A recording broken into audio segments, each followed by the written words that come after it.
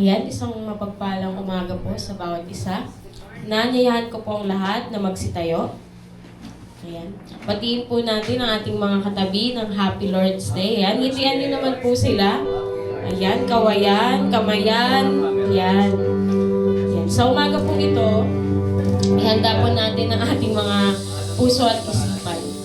Sa umaga po ito, gusto ko po na alalahanin po natin yung kabutihan ng ating Panginoon sa buong isang linggong ito na hindi niya tayo binabayaan.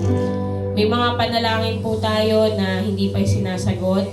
Meron pong panalangin na nasagot na. At meron po tayong mga hindi pinanalangin pero sinagot po ng ating Panginoon. Isipin po natin kung paano po siya naging mabuti sa buong isang linggo and kung paano siya nag-provide po sa atin sa ating mga pangangailangan. Ibigay po natin yung the best na worship, yung ating pagsamba para po sa ating Panginoon. Tayo pong lahat ay manalangin. Panginoon, sa umaga pong ito, maraming salamat po sa pagkakataong ito na puli po kami nagsama-sama, Panginoon, para po magpuri at magpasalamat sa inyo. Sa lahat po ng inyong kabutihan, katapatan at walang hanggang pag-ibig na aming nararanasan sa araw-araw. Isa pong malaking pribilehiyo, Panginoon, na kami po ay makapaglingkod sa inyo. Panginoon, sa amin pong pagsisimula sa aming worship service sa umagang ito, pinapanalangin po namin na maging handa po ang aming mga puso at isipan upang mabigay po namin yung pinakamainam na pagsamba para po sa inyo. Tulungan niyo po kaming ituon ang aming mga atensyon sa inyo po lamang. Sinusuko po namin sa inyo lahat ng aming mga pagsubok, aming mga problema at mga alalahanin. We trust that you are in control of every situation. Bigyan niyo po kami ng kapayapaan na tanging ikaw lamang po ang makapagbibigay. At palakasin niyo po ang aming pananampalataya habang kami po ay naghihintay sa inyo pong pagkilos. Nawa ang bawat awitin, panalangin, at pakikinig po sa inyong salita ay maging kalugod-lugod sa inyo pong paningin. Open our hearts to receive your truth, your correction, and your encouragement today. May your Holy Spirit guide us as we worship you in spirit and in truth. Lahat po ng papuri, karangalan, at pasasalamat ay sa inyo po lamang, Panginoon. Sa pangalan ni Jesus,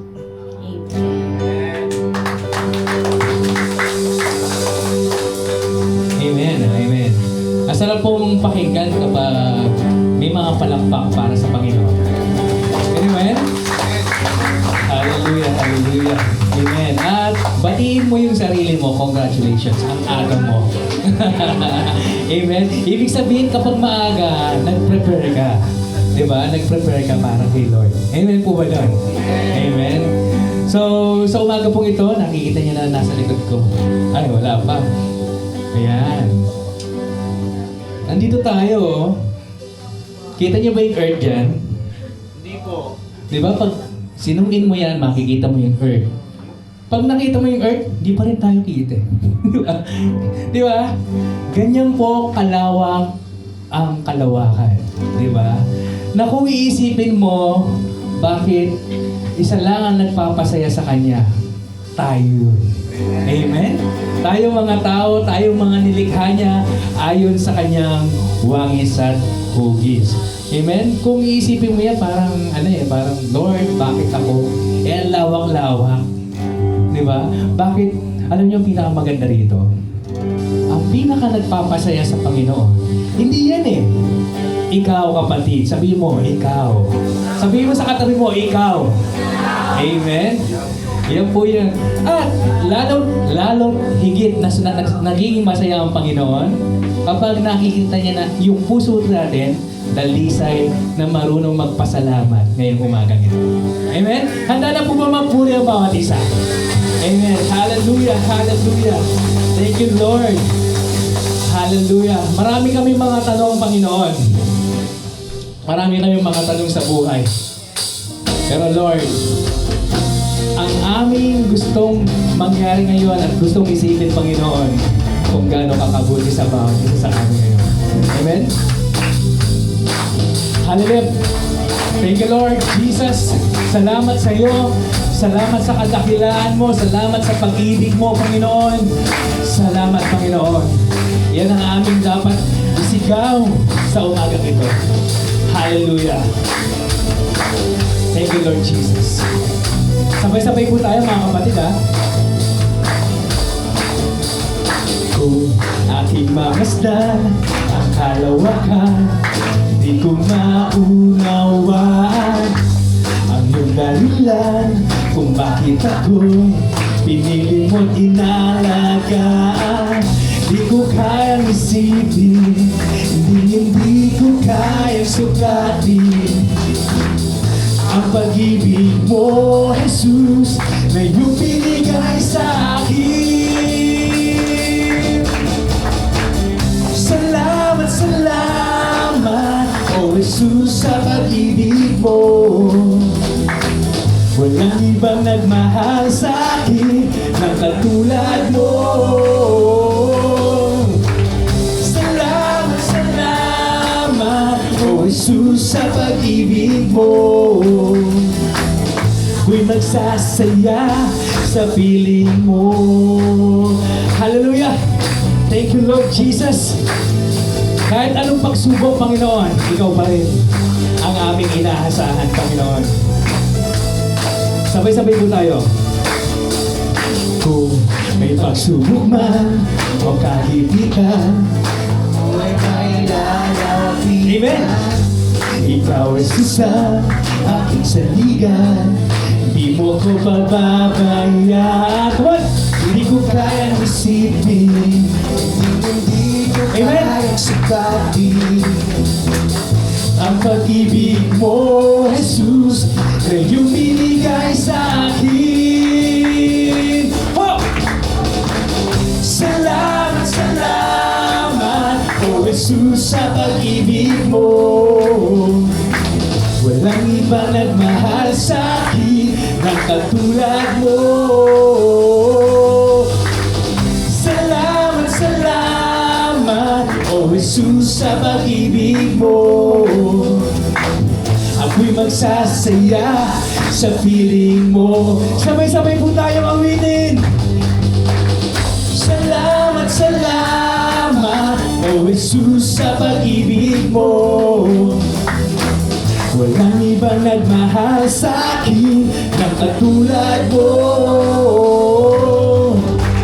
Salamat, salamat, O Jesus, sa pag-ibig mo.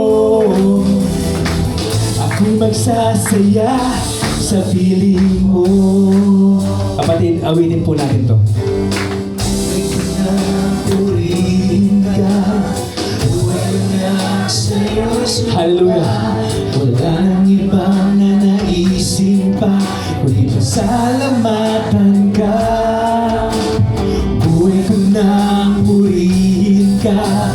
Buhay ko nang sa'yo'y sumamba. Wala nang ibang nanaisin pa, kundi pasalamatan ka. Buhay ko na! Buhay ko nang purihin ka. Hallelujah! Buhay ko nang Sa'yo'y sumamba. Wala nang ibang nanaisin pa, kundi pasalamatan ka. Buhay ko na! Buhay ko nang Hallelujah! purihin ka. Buhay ko na sa'yo'y sumamba. Wala nang ibang nanaisin pa, kundi pasalamatan ka. Oh, salamat, salamat, O Jesus, sa pag-ibig mo. Hallelujah, Lord! Walang ibang nagmahal sa akin ang katulad mo. Salamat, salamat, salamat, O Jesus, sa pag-ibig mo. Ako'y magsasaya. Hallelujah! Minsan pa, salamat, salamat. Salamat, salamat, O Jesus, sa pag-ibig mo. Walang ibang nagmahal sa akin ng katulad mo. Salamat, salamat, O Jesus, sa pag-ibig mo.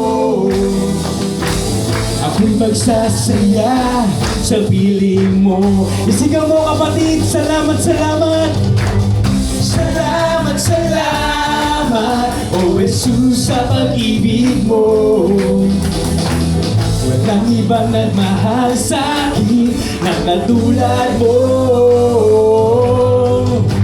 Salamat, salamat, O Jesus, sa pag-ibig mo. Ako'y magsasaya sa piling mo. Ako'y magsasaya sa piling mo. Ako'y magsasaya sa piling mo. Palakpakan po natin ang ating Panginoon. Hallelujah. Dapat kang pasalamatan, Panginoon, sa iyong pagmamahal. Salamat, Panginoon, sa iyong pag-ibig sa bawat isa sa amin, Lord. Hallelujah. Lord, ang panalangin po namin ngayong umagang ito, Lord, isang pusong dalisay, isang pusong tapat, isang pusong marunong sumamba, marunong maglingkod, Panginoon, sa iyo. Lord, yun ang aming panalangin, Panginoon. Sapagkat, Lord, kagaya ng picture ng kalawakan, Lord, ang lawak nun pero mas pinipili niyo kami. At lagi niyo kaming pinipili. Higit sa anumang, Panginoon. Maraming salamat.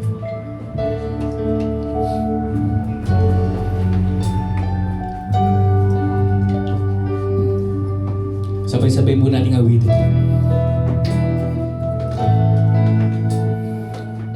Vibration of pusong dalisay.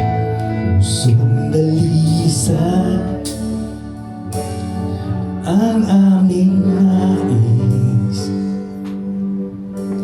Nalikhain mo, O Diyos, para sa akin. Pusong dalisay ang aking nais. Nalikhain mo, O Diyos, para sa akin. Isang pusong tapat. Isang pusong tapat na sa'yo'y nagmamahal. Isang pusong sa'yo'y walang alinlangan. Isang pusong itinitibo na ika'y parang alam. Handog ko'y pagpupuri sa'yo lamang, Jesus. Come on, church. Awitin po natin ang awitin ito. Pusong dalisay ang aking nais. Nalikhain mo, Diyos, para sa akin. Pusong dalisay ang aking nais. Pakinggan mo ang aming awit namin, Panginoon. Nalikhain mo, Diyos, para sa akin. Isang pusong tapat na sa'yo'y nagmamahal. Isang pusong sa'yo'y walang alinlangan. Isang pusong itinitibo na ika'y parang alam. Handog ko'y pagpupuri sa'yo lamang, Jesus. Isang pusong tapat, Panginoon. Isang pusong tapat na sa'yo'y nagmamahal. Isang pusong sa'yo'y walang alinlangan. Isang pusong itinitibo na ika'y parang alam. Handog ko'y pagpupuri sa'yo lamang, Jesus. Come on, church. Gawin mong panalangin ang awiting ito. Hallelujah. Sa'yo lamang iaalay.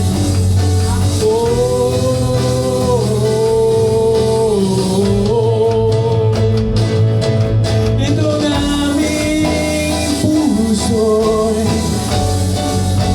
gawin mong dalisay, Panginoon, at tapat ang aming mga puso, Panginoon, upang maging banal sa iyong harapan, Panginoon. Hallelujah. Oh, Jesus, ligayin mo.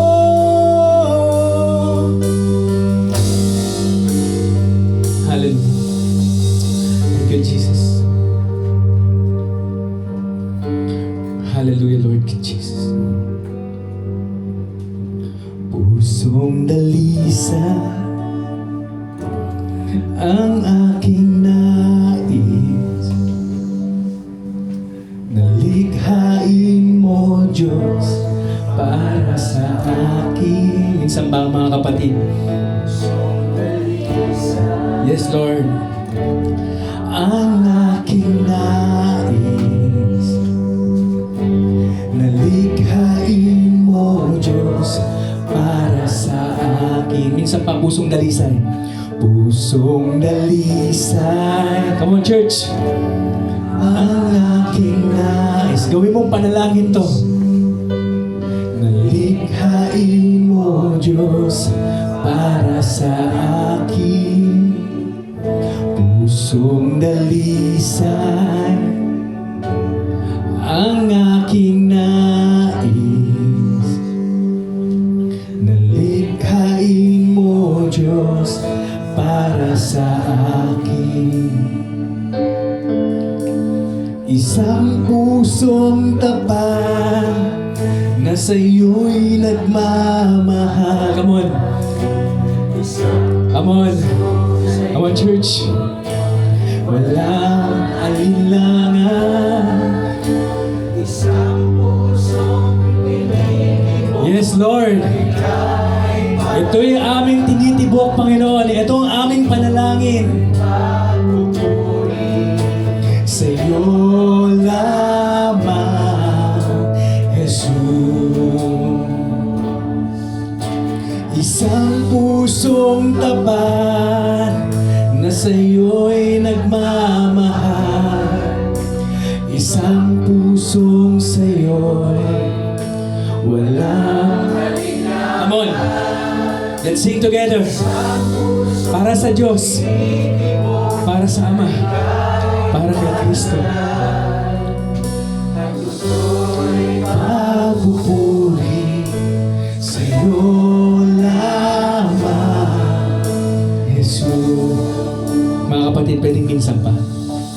Isang pusong tapat na sa'yo'y nagmamahal. Isang pusong sa'yo'y walang alinlangan. Isang pusong itinitibo na ika'y parang alam.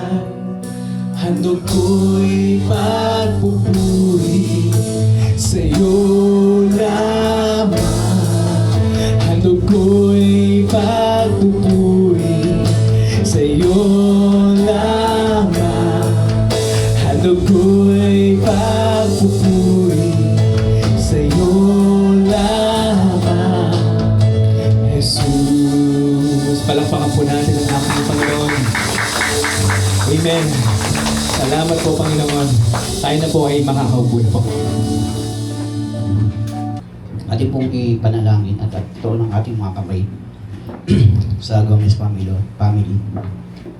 Panginoon Diyos na among banal, na tunay na makapangyarihan sa lahat, pinapanalangin ko po sa inyo ang Gomez family na nagtitiwala at sumasamba sa inyo Kilala mo po sila, Panginoon, at alam mo po ang bawat nilalaman ng kanilang puso, ang kanilang pangarap. Hinihiling namin, Panginoon, na ibuhos mo po ang iyong saganang pagpapala sa kanilang tahanan. Manatili nawa silang buo, matatag at nagkakaisa sa pag-ibig na nagbubuhat sa inyo. Sa bawat hamon ng buhay, iparanas mo po sa kanila ang iyong presensya at ipaalala na hindi mo sila pababayaan. Pinapanalangin namin po para sa kanila ang kalusugan at kaligtasan. Ilayo mo po sila ng anumang uri ng sakit, lalo na po si Nanay Nitz na may nararamdaman po ngayon. Bigyan niyo po siya ng healing, Panginoon, 100% healing, Lord God. Ilayo niyo po sila sa pahamakan at panganib. Protektahan mo po ang bawat miyembro ng kanilang pamilya. Saman po sila magtungo. Dalangin din po namin na anuman po ang pangangailangan ng pamilya Gomez, kayo na po ang magpuno ng siksik, liglig at umaapaw na pagpapala na nanggagaling po sa inyo. Lalo na po, Panginoon, si Brother Edwin, Lord, sa kanya pong trabaho. Bigyan niyo po siya ng physical na lakas, malawak na kaalaman upang magampanan niya po ng tama ang kanyang tungkulin. At sa kanya pong asawa na si Sister Abby, Lord, hiling ko po, Panginoon, kung anong po ang nilalaman ng kanyang puso, ay niyo pong tugunan. At sa pag-aaral naman po ng kanilang anak na si Dwayne, Lord, hiling po namin na pagkalooban niyo po siya ng karunungan na manggagaling sa inyo. At bigyan niyo din po din ang kanyang magulang ng karunungan upang patuloy na magabayan ang kanilang anak sa tunay na pagsamba at pagmamahal sa inyo. Panalangin po namin ng pamilya Gomez, sina Sister Abby, Sister Anna, Brother Edwin, Nanay Nitz at si Dwayne. Huwag nawang manghina ang kanilang pagtitiwala sa inyo. Sa halip, maging inspirasyon nawa ang kanilang pamilya ng may katapatan at kabutihan sa kanilang mga kapwa. Punuin mo po ang kanilang tahanan ng kagalakan, kapayapaan at pag-ibig at pag-uunawaan na higit pa sa kayang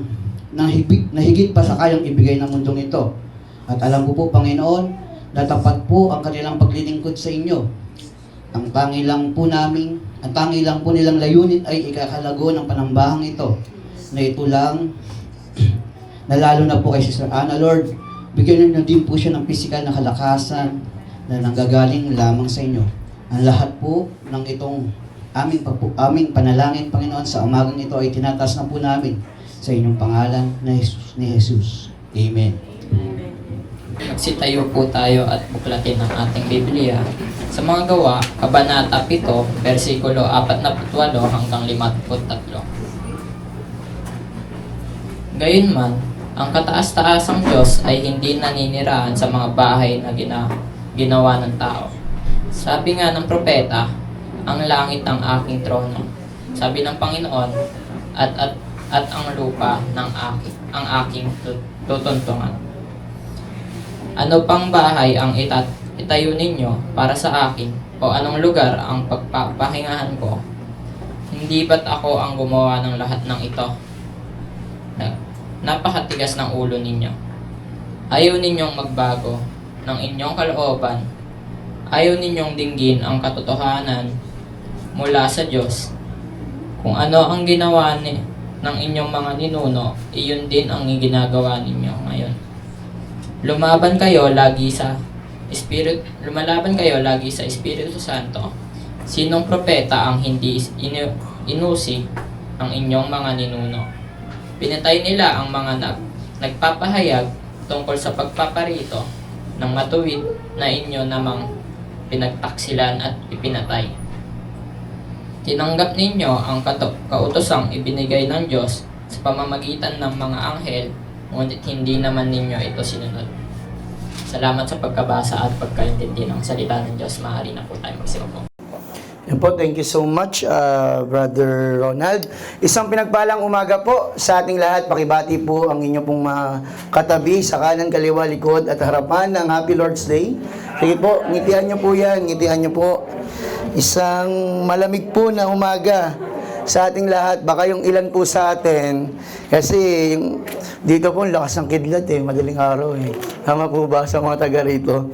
Lakas po kahit yung kulog, yung kidlat, kaya hindi po ganun Parang parang hindi ka makatulog kaagad kasi papabalikwas ka kasi sobrang lakas po ng kulog, kidlat. Pero Alam niyo po mga kapatid, isa sa mga pinagpapasalamat po natin sa ating Panginoon ay yung kanyang katapatan sa ating pong mga buhay. Amen po ba? Amen. And alam niyo po ba mga kapatid na isa sa mga common fear, alam ko po mag-agree po tayong lahat dito, isa sa mga common fear o yung talaga namang kitang-kitang mga sabihin nating fear or takot ay yung fear of public speaking.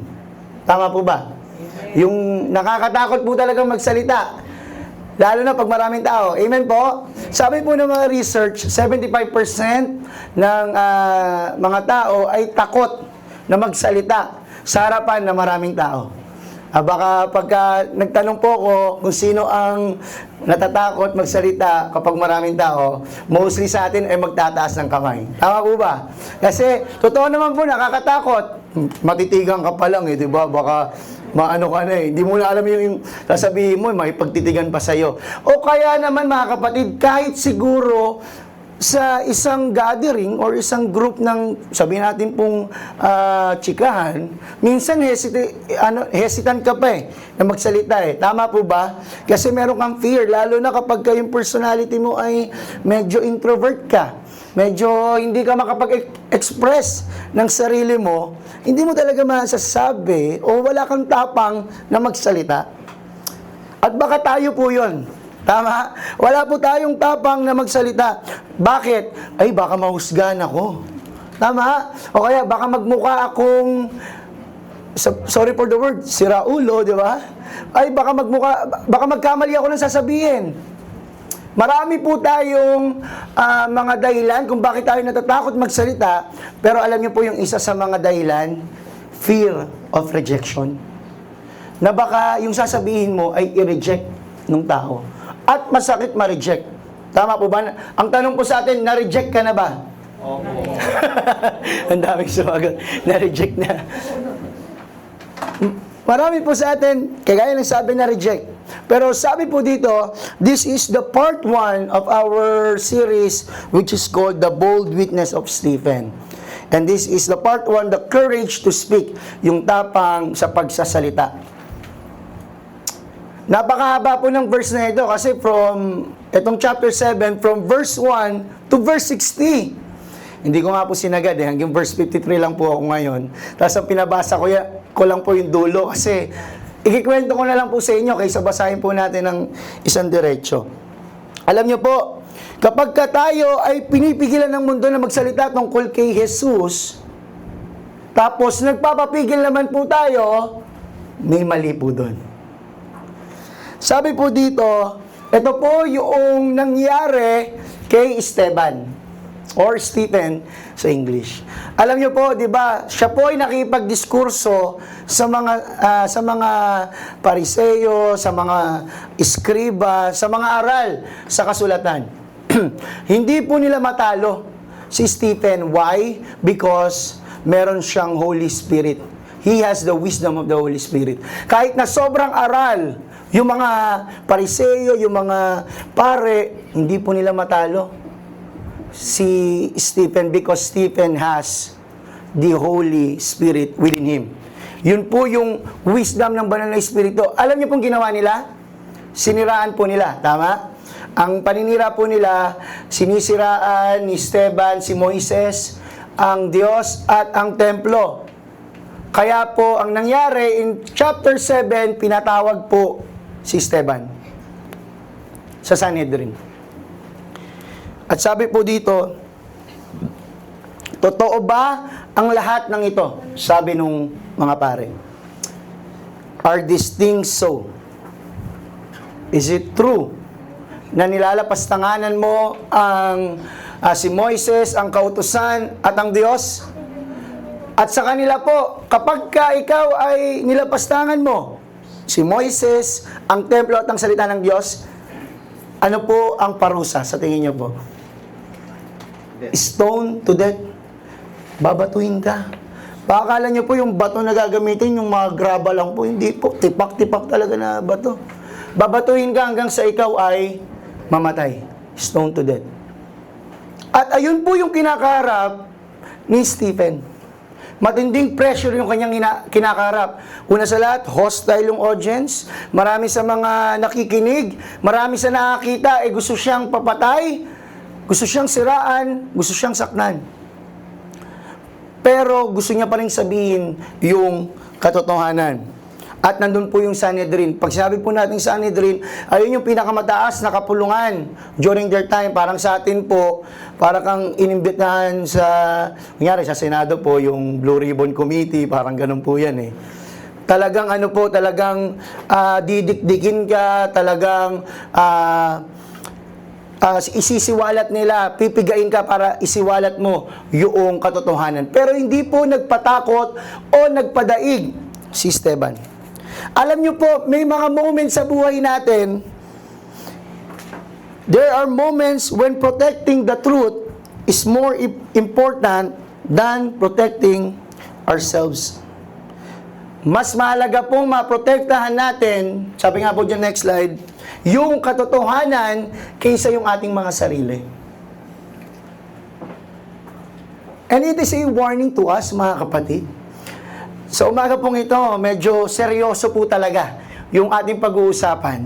Hindi po siya ganun kababaw na katuruan, kundi malalim po ito sa kadahilan ng tinitignan po o dapat tayong mag-reflect kung tayo po ba ay totoong sumusunod sa Diyos, totoong nagsasabi ng katotohanan, o are we just performing?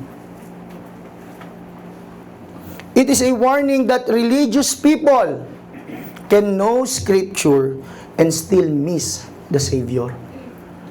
The Sanhedrin knows the Scripture.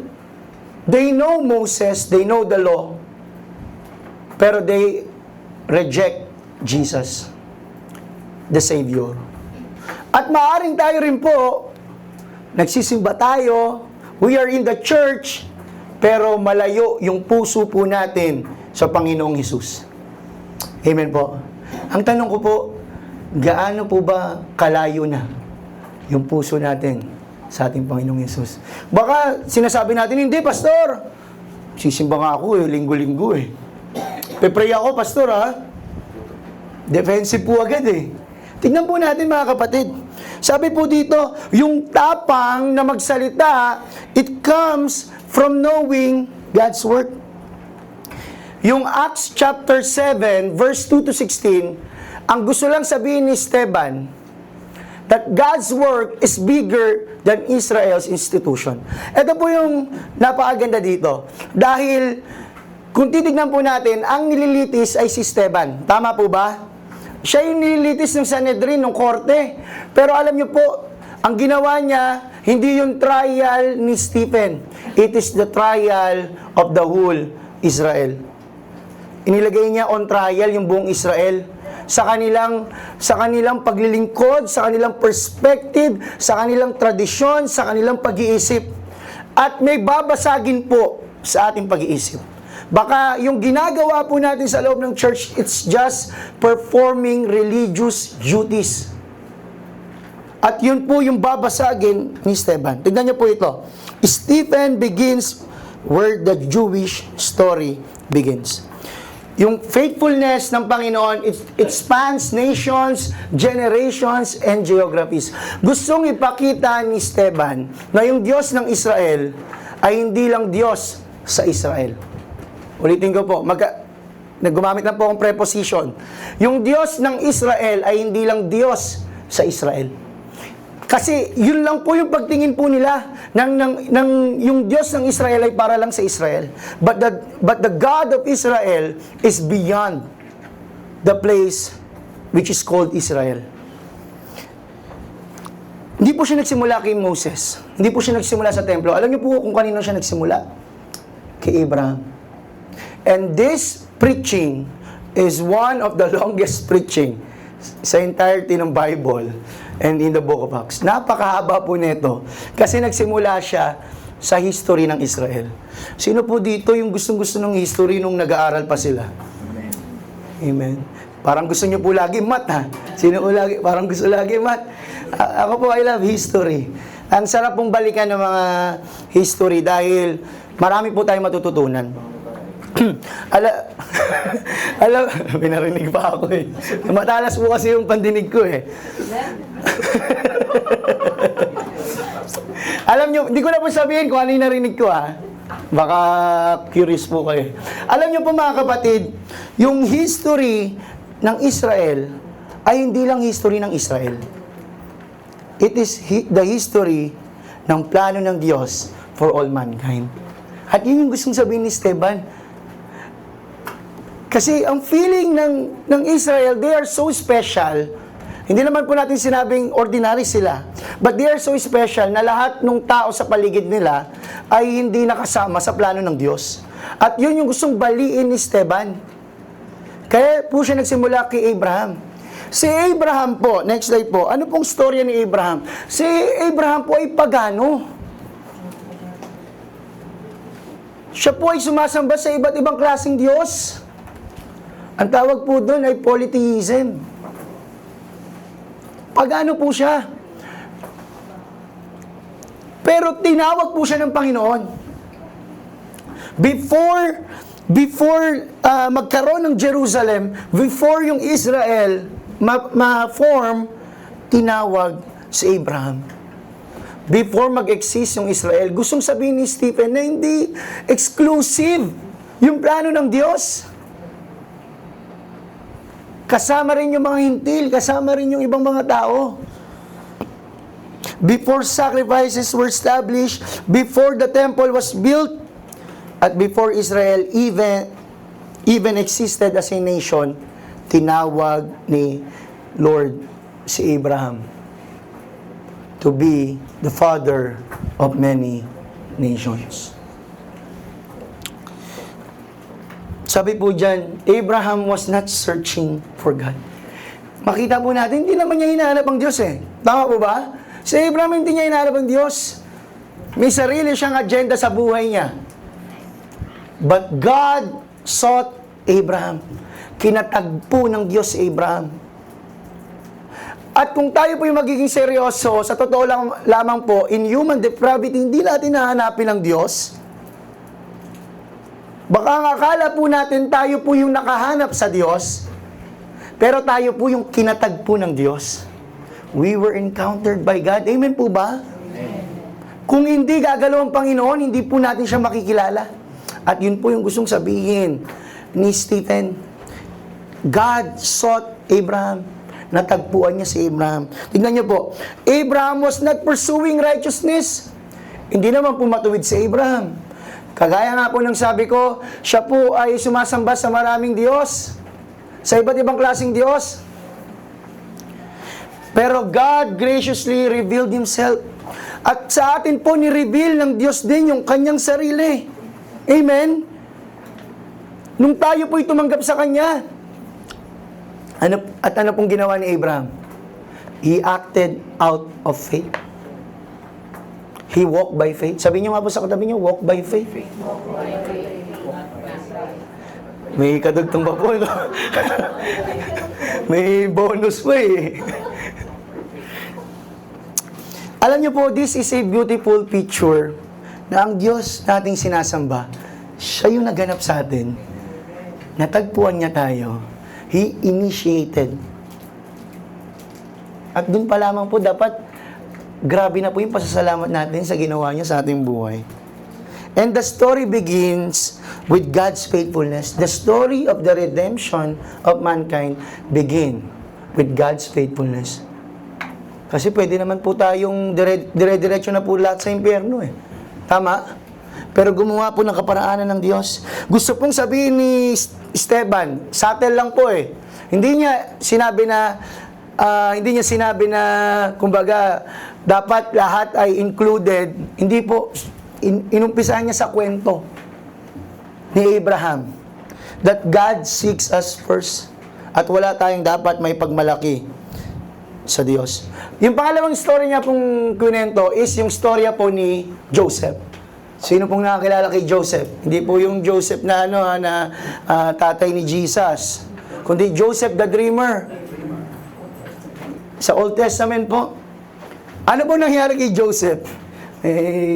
Ano po siya, 'di ba? Yung 10 kapatid niya, bukod kay Benjamin, ano pong ginawa sa kanya? Una, gusto siyang patayin. Inggit na inggit po sa kanya eh. Kasi favorite eh. Pero dahil medyo naawa pa ng kaunti, sabihin na po natin yung ganon, ano pong ginawa sa kanya? Tinapon lang po siya tinapon lang po muna siya sa bangin, sa pit. Nung nakitang may nangangalakal, benta na lang natin to. Diba? Diba? Magkakapera pa tayo. Kaysa pagkapatayin natin, walang pera dyan. Diba? Binenta po nila, napunta po siya sa Egypt. To make the long story short. Sa Egypt, nagtrabaho po siya kay Potiphar. At siya po ay inaccuse ng asawa ni Potiphar na ng something sexual immorality. Ngayon, siya po ay nakulong.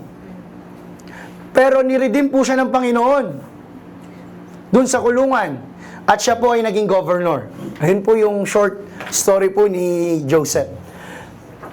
Ang daming rejection po nangyari sa buhay niya. At yung isa sa mga masakit, yung papatayin ka ng kapatid mo, mga kapatid mo, at dahil mas walang saysay na patayin ka, mas magkakaroon ng halaga kapag binenta ka, ang sakit mo nun. Doon pa lang po sa part na yun, masakit na, tama? Yung rejection from his brothers. He was sold into slavery and then betrayed by his own family. Pero, eto mga kapatid, yet God was accomplishing His purposes through that rejection. Mga kapatid, sometimes, or most of the times, rejections are blessings in disguise. Amen?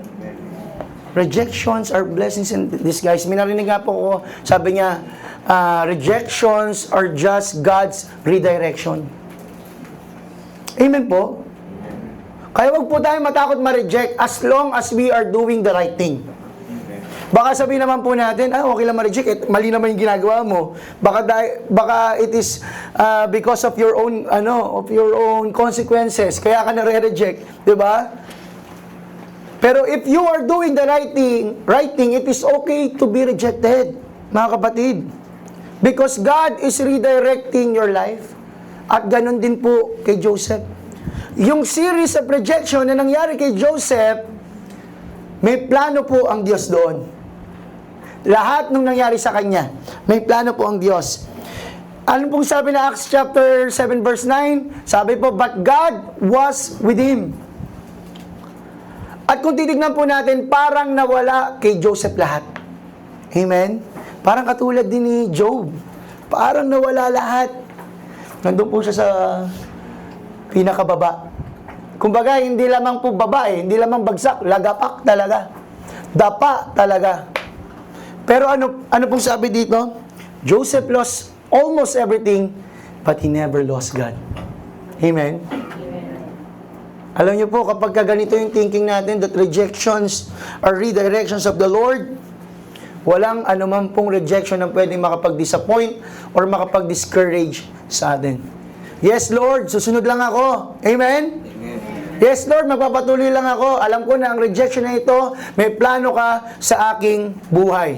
Amen po ba? Parang hina po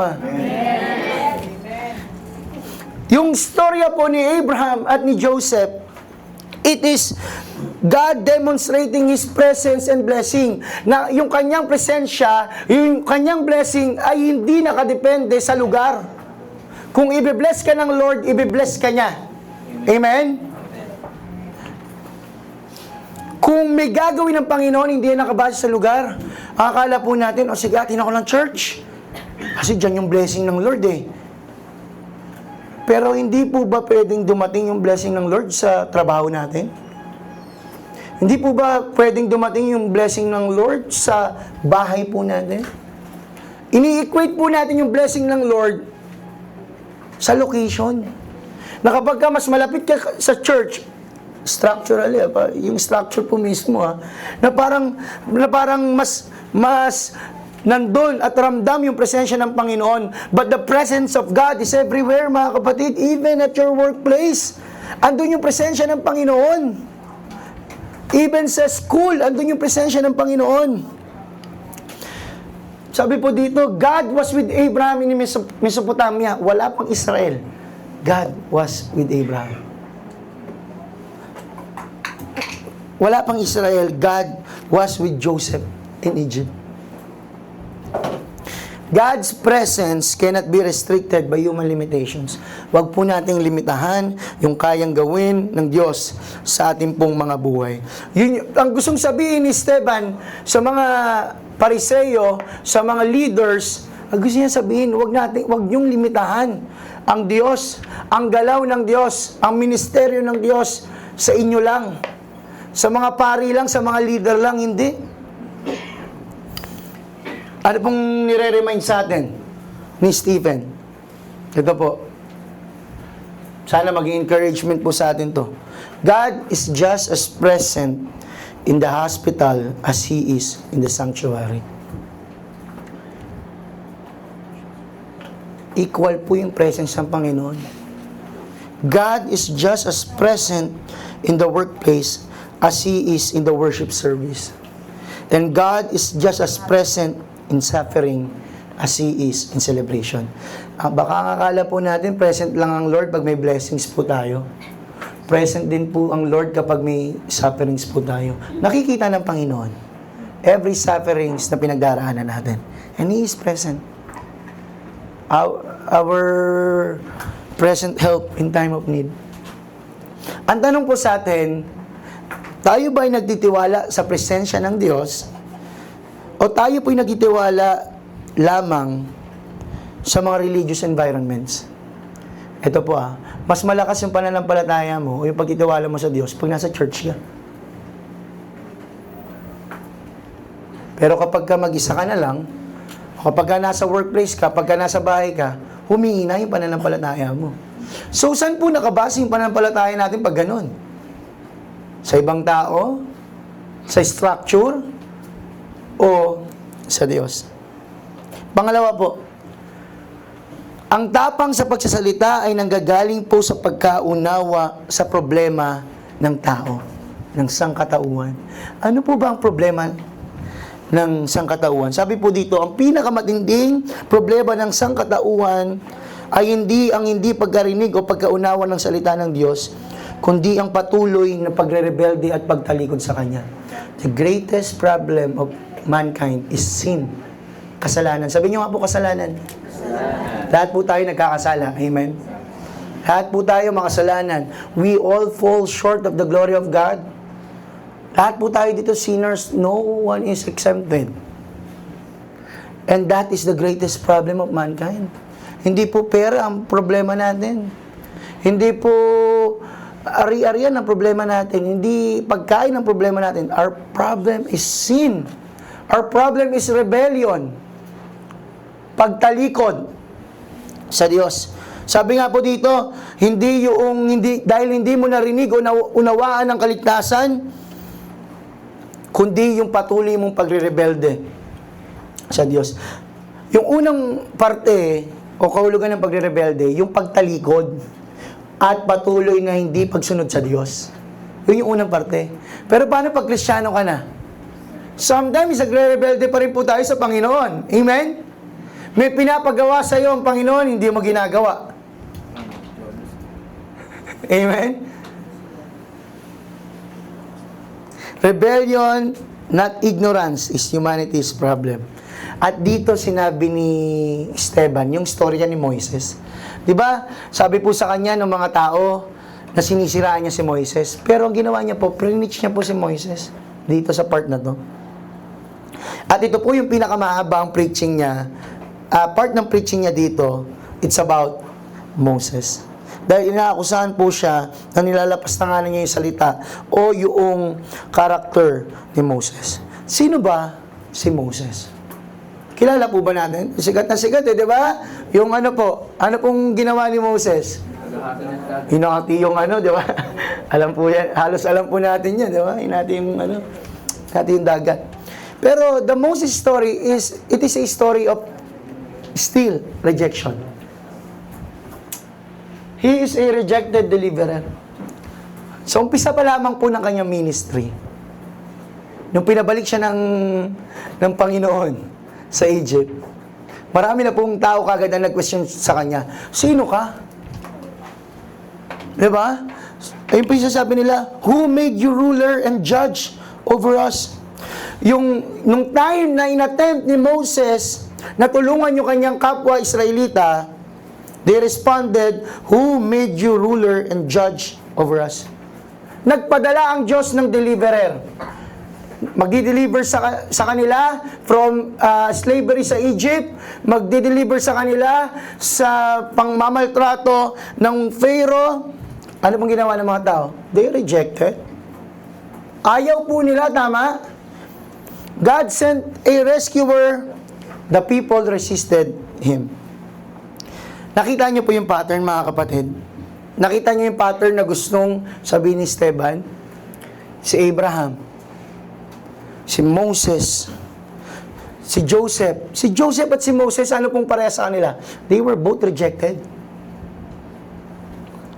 Yung mga prophets po, sila Isaiah, sila Jeremiah, they were rejected. At yun yung ugali ng mga Israelites. They reject those people who are saying the truth. Tignan nyo po. The real problem. Ito po ang real problem sa atin. Sa totoo lang po pasaway po talaga tayo. Amen? Huwag nyo na po tignan yung katabi nyo. Tayo pa lang Di ba? Satisfied na Pasaway po talaga tayo. Mas gusto po nating unahin yung ating mga sarili. The problem was never a lack of revelation. Lalo na po sa bansa natin. Pag tinanong mo, 80, 90%, siguro 100%, pag tinanong mo, kilala mo ba si Jesus? Sasagot ng, yes. They know Jesus. Alam nila ang Diyos, alam nila ang Biblia, alam nila na ang Biblia ang manual ng buhay natin, and so on and so forth. Pero, ang hindi po nila matanggal, ayaw po nating talikuran yung mga kinaadikan po natin. Yung mga kasalanan po natin. Kaya marami po, lalo na mga Pilipino, kung hindi simba uwi, hindi talaga nagsisimba dahil may mga ayaw talikuran. The problem was rebellion. Amen? That is the problem. The problem was not God failed to speak. Laging nangungusap ang Panginoon. Ang problema po, ayaw nating makinig. Baka kahit ngayon nga po, di ba? Ano bang pinipreach si pastor? Haba naman. Pero that is the problem, mga kapatid. Yung heart natin, yung puso po natin, matigas. Hardened heart. Ang ganda nga po, Bible study lesson po namin yan nung nakaraan yung parable of the soil. Yung our influence as Christians. Yan po yung namin nung nakaraan. Pagka matigas ang puso po natin, hindi mapag-penetrate yung salita ng Panginoon. Amen. Kapag mababaw lang yung pagka-penetrate ng salita ng Panginoon, pag dumating yung trials, yung persecution, namamatay. Kala nyo po yung parable of the soil, para lang sa mga unsaved people? Hindi po, para din po sa atin yun. Sometimes our hearts are hardened. Sometimes our heart is vulnerable, mga kapatid. Sometimes yung heart po natin distracted. Dali pong matandaan, no? Distracted yung puso. Kapag ka pinapili magsisimba o mag-SM, wala nang dalawang isip, mag-SM kami. Example po yan Kumbaga, pagka Sunday, di ba? O kaya naman, nagsimba nga, pero ang nasa isip, may masarap kainin mamaya, di ba? Alam niyo po, yung greatest problem ng humanity is sin. Lalo na mga Pinoy, hindi po natin kailangan na mas marami pang impormasyon tungkol sa Diyos. Ang kailangan po natin na bagong puso. Ang tanong po sa atin, nababago po ba yung puso natin? Sa tuwing nakakapakinig po tayo ng salita ng Panginoon, nababago po ba yung ating mga puso? Sabi po dito, people need more than convincing arguments. They need the Holy Spirit to open their eyes. The truth gives us courage, and our responsibility is faithfulness. God is responsible for the result. Ito po, imagine niyo po. Nagpa-check up ka sa doktor, at sinabi sa iyo ng doktor na may life-threatening disease ka, may sakit ka, sabihin na po natin, may cancer, para maintindihan po natin. Nagpa-check up ka, at sinabi sa iyo ng doktor mo, Sir, may cancer po kayo. Ano tatanong mo? Ano pong stage? Pa-intense pa no? Si doctor. Paano pag sinabi po, stage 4, yung cancer? Kahit gaano ka pa po magalit sa doktor, kahit gaano mo pa sabihin na mag-alangan ka, magduda ka, magalit, ano pa man pong emosyon mo,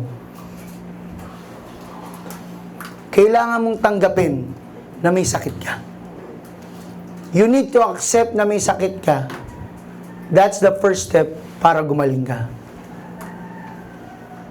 Kasi marami po, stage 4, sabihin na po natin for illustration sake lang, stage 4 cancer, ayaw i-admit sa sarili nila. Ayaw i-accept sa sarili nila na may sakit sila. At ganun po yung ginagawa natin when we are saying that walang problema sa buhay natin. Most of the people, meron tayong terminal disease. Tayo po ay talagang merong kapahamakan sa ating buhay, pero we are not admitting it. Kaya po hindi nakaka-penetrate yung salita ng Panginoon. Kahit gaano ka pa magalit, kunyari po may cancer, di ba? Kahit gaano ka pa magalit, kahit anong klaseng emosyon, mawawala po ba yung cancer po na yun? Hindi, di ba? Maliban na lang kung ikaw i-accept mo sa sarili mo na may sakit ka at gawin mo yung proseso para gumaling ka. Pero kahit anong klaseng emosyon yung gawin mo, hindi mawawala yung sakit na yun. At ganun po yung kasalanan po natin. Kahit anong gawin po natin, magalit tayo sa Diyos, magtampo tayo sa Diyos, if we will not accept the cure, which is Jesus Christ, wala pong patutunguhan yung buhay po natin. Amen po ba? Amen. And that's the reality, mga kapatid. Minsan, mas concerned pa po tayo sa sasabihin ng tao kaysa sa sasabihin ng Diyos. At si Esteban po hindi ganon. Mas concerned siya sa sasabihin ng Diyos sa kanya kaysa sa sasabihin ng tao. Sasabihin niya yung katotohanan, even yung buhay niya yung kapalit. That's the cause. At pangatlo po, last point po natin, ang tapang sa pagsasalita ay nanggagaling sa ating commitment to Christ. Sabi po dito, Acts chapter 7, 44 to 53, the Most High does not live in houses made by human hands. Yung ating pong tapang sa pagsasalita ay nanggagaling po yan sa ating commitment kay Lord. Commitment to Christ fuels the boldness to speak when it costs everything. Minsan po mahirap magsabi ng katotohanan. Lalo na po pagkakaibigan mo. Tama? May nakikita kang mali sa kaibigan mo, pero meron talaga mga tao na talagang kaya nilang magsabi. Yung kaya nilang, ang tawag po parang mga prangka talaga, diretso talaga, walang pasakali, talagang sasabihin, kung concerned siya. Pero mostly, yung mga tao, paligoy-ligoy pa yan, alam mo, medyo, ano ba nangyari sa'yo? Parang medyo late ka ngayon, parang dami pang pasakali, pero pagka alam mo bro, bakit parang lagi kang nalilate? O kaya naman, pag sa mga magkakaibigan, alam mo, sis, yung ugali mo talaga, minsan, naiinis ako eh. Kaya niyo po ba sabihin yun? O kaya minsan sabihin, minsan sis, naano ako sa ugali mo eh, kasi lagi kang... minsan, mahirap pong sabihin yun, tama? Lalo na pagkaibigan mo eh. Mahirap sabihin yung katotohanan. Ayaw mong masaktan, tama? Ayaw mong ma-offend. That's the reality. Sabi po dito, alam niyo po, napaka-precious ng templo sa mga Israelita, sa mga Hudyo. The temple stood at the center of Jewish life. Yung templo. And many had come to equate na yung loyalty mo sa Diyos ay loyalty mo sa templo. Kapag ikaw, you are sacrificing, you are offering in the temple, ibig sabihin nun, may loyalty ka sa Diyos. Pero ang gusto pong sabihin ni Stephen, hindi laging ganun. Hindi porket naglilingkod ka sa templo, hindi porket nagsasacrifice, nagbibigay ka ng offering, hindi porket ganun, loyal ka na or faithful ka na sa Diyos. Pag ganun po ang thinking po natin, mga kapatid, ay, nagsisimba ako. Buo yung tithes, pag binibigay ko, hindi 9%. Talagang sakto, 10%. Hindi ako nalalate. 15 minutes ahead pa nga ako sa time. Paano po kung yung mga bagay na yon religious duty lamang? At hindi na po faithfulness sa Diyos. We are doing it for the sake of doing it. At yun po yung ginagawa ng mga leaders during this time. At yun po yung sinasabi ni Stephen. The temple was a signpost, not the final destination. Alam niyo po ba, from Genesis to Revelation, the temple, it all points out or points to Jesus. Yung sacrifice sa temple, yung lahat ng part ng temple, it points to Jesus. It's all about Jesus. So, shadow, ang tawag po dun sa foreshadowing lang lahat ng yan sa kung ano o sino, si Jesus. Alam niyo po, dito po ako natapangan kay Esteban. Sabi ni Esteban sa kanila, kung ako po magsasalita, ang titigas ng ulo niyo. Imagine niyo po yung kakausapin niya, mas matataas na tao sa kanya, humanly speaking, Pero ano pong sabi niya? Ang titigas ng ulo niyo. Ano po sa tingin niyo magiging reaction ng mga yon? Ikaw nga alam, pag sinabihan ka, di ba? Tigas naman ang ulo mo. Parang nakaka-open po, di ba?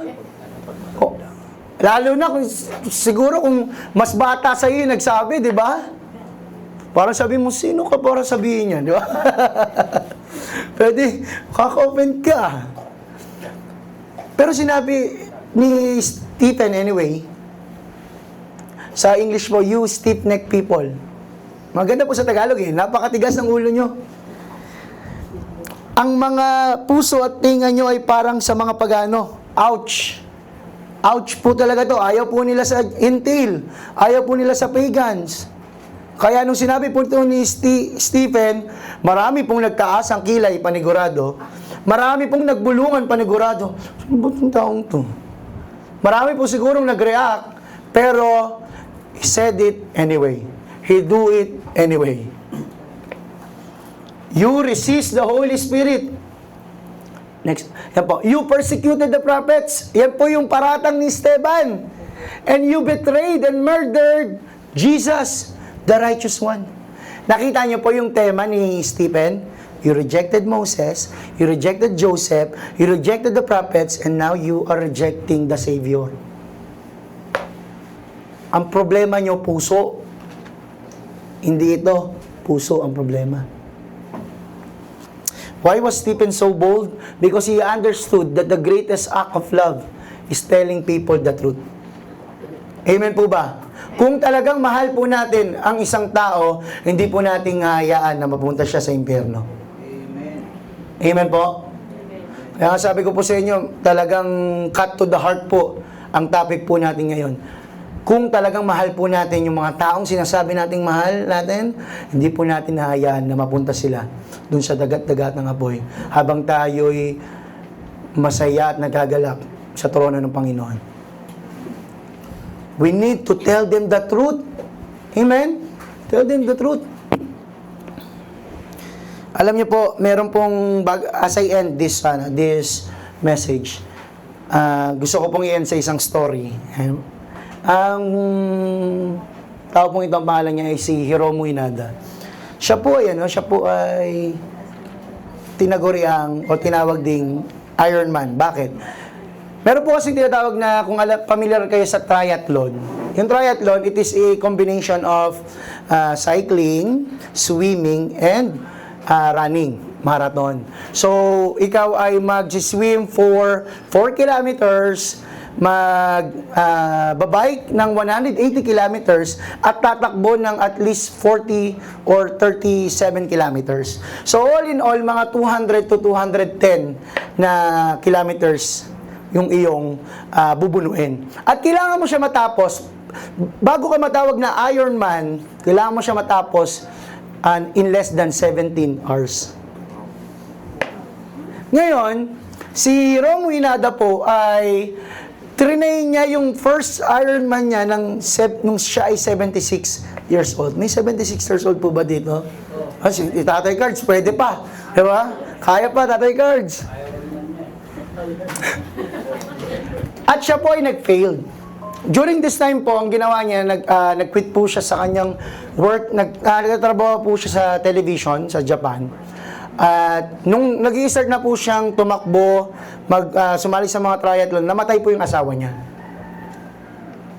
And then, nung 9 years later, sumali po ulit siya. At 85 years old, sumali siya. With the experience that he had during those times, sumali siya at natapos niya po less than 17 hours, 210 to 220 kilometers, natapos niya po yun. At siya po yung pinakamatandang kumbaga athlete na tinawag na Ironman. Kasi pag natapos mo, na kompleto mo yung triathlon na yun po, yung stage po na yun, ang tawag sa'yo ay Ironman. At siya po yung pinakamatandang ganun.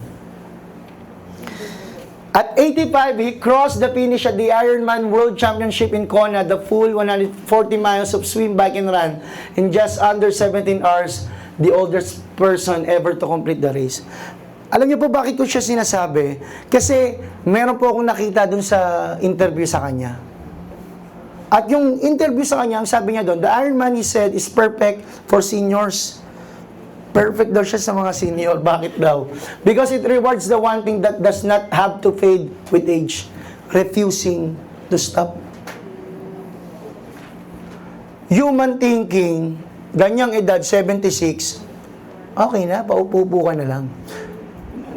Kumbaga, physically po, gusto ko lang pong makita nyo figuratively yung gustong sabihin ni Hinada. Kasi, maaaring hindi po natin kaya, di ba? Pero yung motivation, yung determination niya, yung perspective niya, refusing to stop. Never stop. Huwag kang titigil. Ano man yung mga nararanasan mo, huwag kang titigil. Sinabi ko nga po nung nakarang mga linggo, sabi ko, pag nag-sharing kami ng ibang mga members natin, do it anyway. Do it anyway. Pwede po bang sabihin sa katabi nyo, do it anyway? Do it anyway. Amen? Kapag kahit masakit yung katotohanan, pero kailangan mo sabihin, do it anyway. Medyo masakit yung pakiramdam mo, pero kailangan mong pumunta ng church, do it anyway. May pinagdaraanan ka, pero may ministry ka, do it anyway. Even if it will cost you your life, do it anyway. Why? Because you are doing it for the Lord. Yung part 2 po nito, malalaman po natin kung ano pong nangyari kay Esteban. At baka yung iba po sa atin alam na, pero hindi ko pa po sasabihin ngayon. Pero wala pong nakapigil kay Esteban. Nawa po walang makapigil sa atin sa ating desire na maglingkod sa Panginoon. Amen? Sana po, hindi yung pamilya natin, hindi yung sino mang tao yung makapigil sa atin to serve the Lord. Do it anyway. We are in a culture that increasingly values tolerance above truth. Ang dami po. Lagi ko sinasabi, ngayon pangalang pong June eh. Diba? Sobrang luwag na ng mundo. At ideologies natin. At sometimes, we are feel pressure to be silent. Sa mga nangyayari sa usapin ng politika, sa mga nangyayari sa usapin ng mga ideologies like the LGBT ideologies. And sometimes, we are so quiet, mga kapatid. Nahihiya tayo. Nahihiya tayong ma-offend yung ibang tao.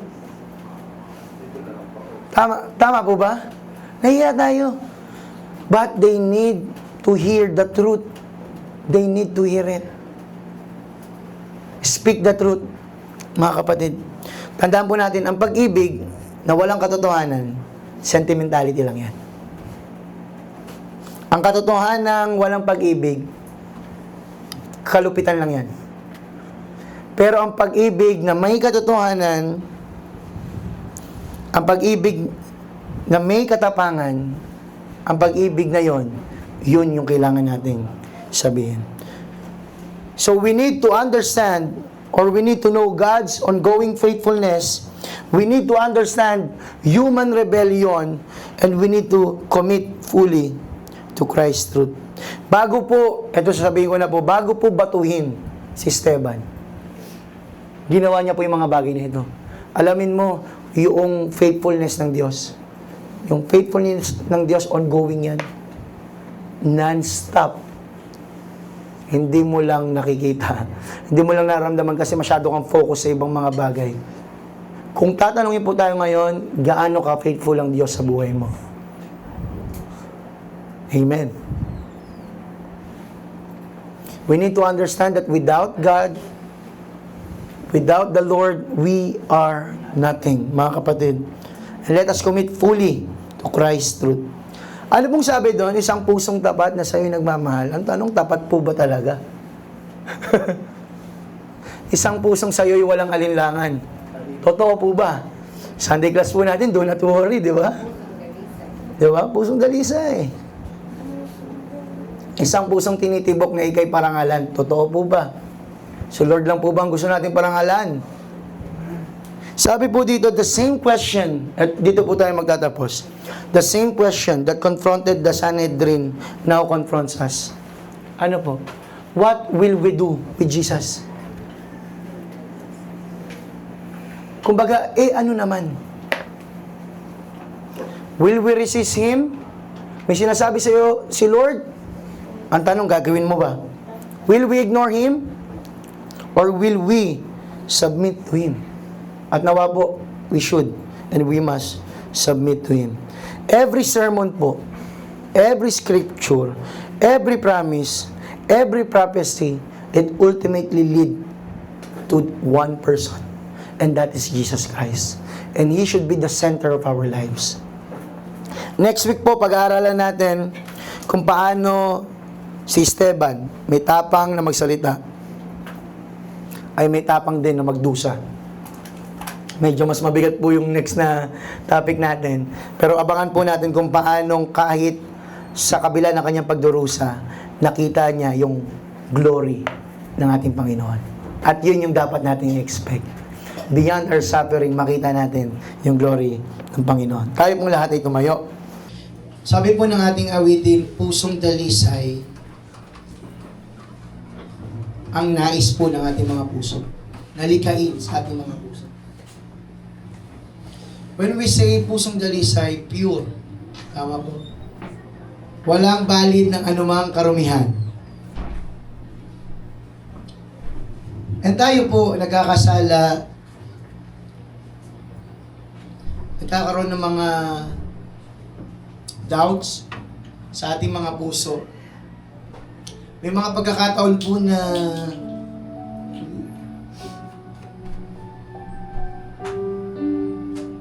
hindi natin nagagawa yung kalooban ng Panginoon. Why? Because our hearts are not pure. Our hearts ay nakabaling sa ibang mga bagay. Distracted po yung puso natin. Kung di distracted, vulnerable. Kung di vulnerable, hardened. Saan lamang po tumutubo ang binhi? Sa mabuting lupa. Good soil.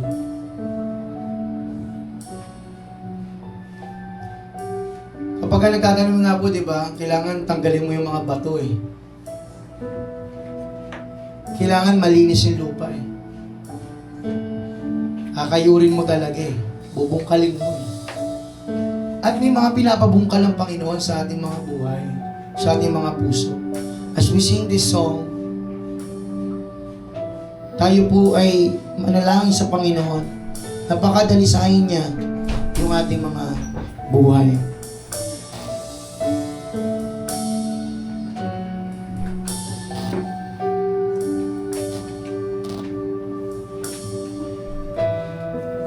Let's sing this song, Pusong Dalisay. Pusong dalisay ang aking nais,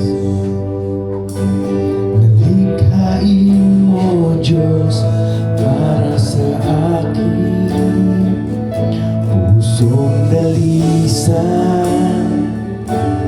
ang aking nais,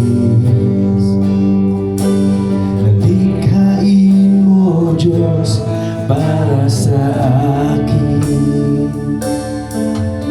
Isang pusong tapat na sa'yo'y nagmamahal, isang pusong sa'yo'y walang alinlangan, isang pusong itinitibo na ika'y parang alam.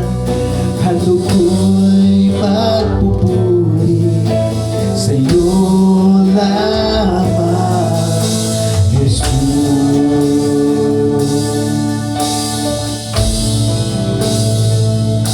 Pusong dalisay ang aking nais, nalikhain mo, Diyos, para sa akin. Pusong dalisay ang aking nais, nalikhain mo, Diyos, para sa akin. Isang pusong tapat na sa'yo'y nagmamahal, isang pusong sa'yo walang alinlangan, isang pusong itinitibo na ika'y parang alam. Halo ko'y pagpupuri sa'yo lamang, Jesus. Isang pusong tapat, isang pusong tapat. Come on, church! Na sa'yo'y sabihin po natin ito sa Panginoon, na tayo po ay magtatapat, na tayo po hindi mag-aalinlangan. Isang pusong itinitibo na ika'y parang alam, at ako'y pagpupuri sa'yo lamang, Jesus. Isang pusong tapat, isang pusong tapat na sa'yo'y nagmamahal, isang pusong sa'yo'y walang alinlangan, isang pusong itinitibo na ika'y parang alam. Hando ko'y pagpupuri sa'yo, hando ko'y pagpupuri,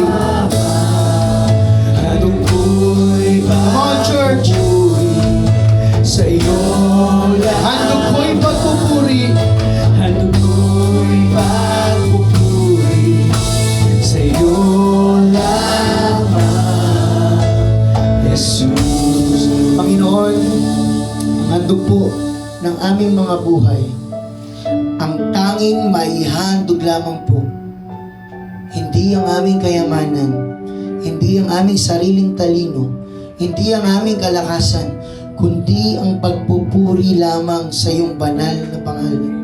Nawa po ay lumakad po kami sa iyong katotohanan.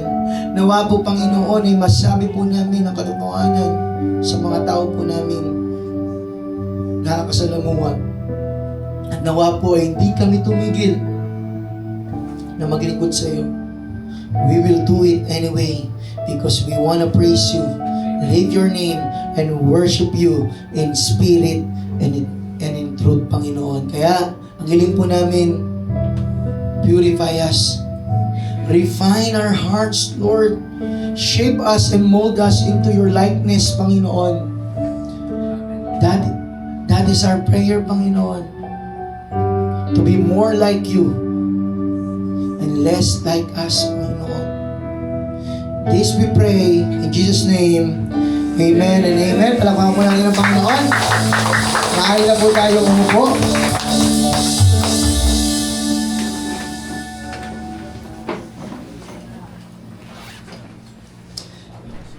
Buklatin po natin ang ating mga Biblia para po sa ating tithes and generous giving sa Philippians chapter 4 verse 10 and 19. Ganito po ang sinasabi, labis akong nagagalak sa Panginoon, sapagkat pagkaraan ng mahabang panahon, minsan pang ipinamalas ninyo ang inyong pagmamalasakit sa akin. Alam kong hindi nyo ako nalilimutan, wala nga lamang kayong pagkakataong ipamalas ito. And in verse 19, at buwat sa hindi mauubos na kayamanan ng Diyos, ibibigay niya ang lahat ng inyong kailangan sa pamamagitan ni Kristo Jesus. Purihin ang ating Diyos at Ama, magpakilanman. Amen. Isa po sa mga hindi hinahayaan na maubos ng Panginoon ay yung kayamanang nanggagaling sa Kanya. Amen po. Patuloy niya pong ipinaparamdam sa atin, hindi lamang po sa usaping pinansyal, kundi sa lahat po ng pagkakataon sa ating buhay. And kung paanong hindi po pinabayaan ng Panginoon si Pablo sa pamamagitan po ng tulong ng iba't ibang iglesia, hindi lamang po ng iglesia sa Pilipos, kundi ng mga iglesia sa Macedonia, ay hindi niya rin po pababayaan ang FCC Manila sa tulong po ng bawat isa na nagtatapat na nagbibigay sa kanyang ubasan. Yung pagkatapat po natin ng pagbibigay sa kanyang ubasan, ay hindi usapin, kasi kasunod po usapin ay hindi po usapin ng obligasyon natin na magbigay sa Panginoon. Ito po ay usapin ng puso natin na it's either nag-aalala, nangangamba, o nagtitiwala. Nasaan po tayo dun sa tatlong yun? Nawa po na dun tayo sa pangatlo, sa nagtitiwala. Because in every moments and times of our lives, ang sabi ng Panginoon, do not worry. Kaya mga kapatid, kung paano pupunuin tayo ng Diyos ng kanyang mga kayamanan, nawa po ay mag-spring up din sa puso natin yung gratitude, yung generosity para po sa ating Panginoon. Dahil, kagaya po ng awiting po nila, araw-araw po yung pagpapala at pagsama sa atin ng Panginoon.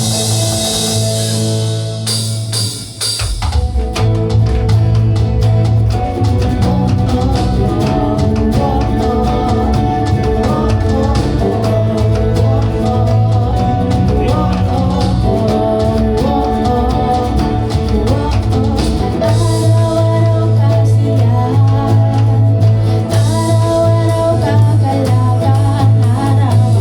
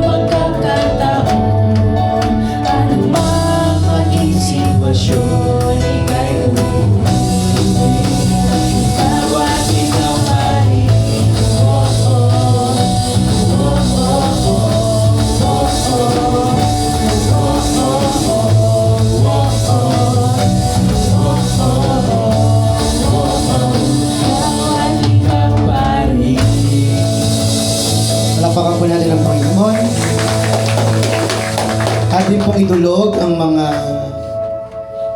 salapi na ating nalikom bilang tanda ng ating pong pananampalataya at pagpapasalamat sa Panginoon.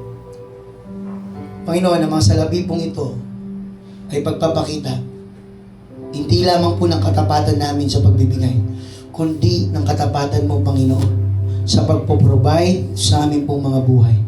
Nakapagbigay po kami, nakapagbalik po kami dahil una po sa lahat, ikaw ay nagbigay. Kaya naman po ang mga pagpapalang ito, ang mga salaping ito, ay tanda, Panginoon, ng katapatan mo sa buhay ng bawat isa.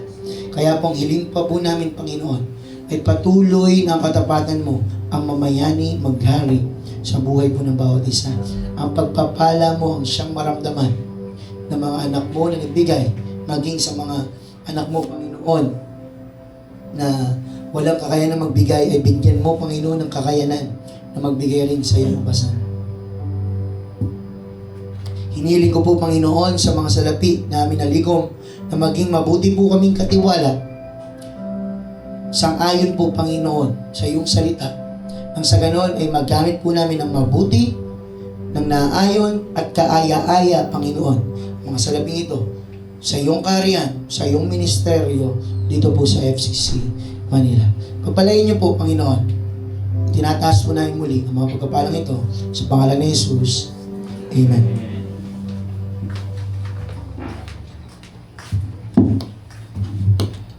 Ayan, isang mapagpalang umaga po muli sa bawat isa. Na-bless po ba tayo sa ating preaching today? Yan, amen. So, dumako po tayo sa ating important announcement. So, mamaya po may Sunday class po ulit tayo. Wala po munang uuwi. Meron lang po tayong 15 minutes break para po makapag-snacks and mag-CR po. And then, mamaya po, after po ng Sunday class ay meron pong Women's Fellowship. So, sa lahat po ng mga kababaihan po, mamaya meron po kayong Women's Fellowship, wala po munang uuwi. And then youth service po, meron din pong youth service para po sa mga kabataan. So mamaya po, yung mga, kung may mga youth po kayo na anak, mga friends, mga kabataan dyan, invite po natin sila mamayang 3 p.m. And reminder din po sa pag-schedule po sa ating family visitation. Sa mga hindi pa po nakapag-schedule for this year po, magpa-schedule na po tayo para po mabisita at makamusta po ang bawat family po dito sa FCC Manila. And sa birthday celebrants, baka meron pong magsa-celebrate dyan ng June 14 to June 20. So, ayun, kung wala naman po, dumako po tayo sa ating closing prayer and benediction. Tayo pong lahat ay tumayo. Tayo pong lahat ay umuko at tayo po ay manalangin. Tulad po, Panginoon, ng desire ni Esteban na mapaglingkuran ka, Panginoon, ng may katapatan, ng may katapangan, Panginoon, ng walang pag-alala sa kung ano yung kahinatnan niya.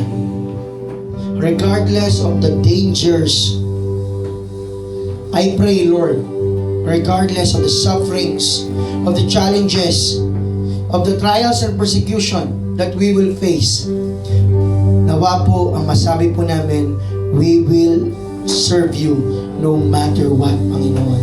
Kaya naman, Lord God, sa bawat kapatid po namin na narito at nagsasabi na maglilingkod po kami sa iyo, na kami po ay susunod at lalakad sa iyong mga salita, I pray by the help of your Holy Spirit na mapagtagumpayan po namin ang aming pong commitment sa iyo.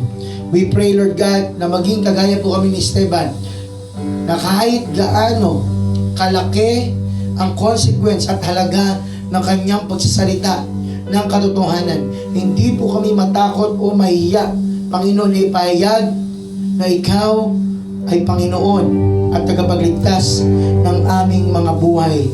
At nawa po, Panginoon, masabi po namin yung katotohanan ng may pag-ibig at ng may katapangan. Taas po natin ang ating mga kamay patungong langit at tanggapin ang pagpapala ng Panginoon. Sa Kanya na makapag-iingat sa inyo upang hindi kayo magkasala at makapagharap sa inyo ng walang kapintasan at may malaking kagalakan sa kanyang kaluwalhatian. Sa isang Diyos na ating tagapagligtas sa pamamagitan ni Jesucristo na Panginoon natin, sa Kanya ang kaluwalhatian, kadakilaan, kapamahalaan at kapangyarihan mula pa nung una, ngayon at magpakilan, kailan pa man. Amen at Amen. Be the glory to God. Be the glory to God. Be the glory for the things He has done. In His blood, He has saved me. With His power, He has raised me. To God be the glory for the things He has done.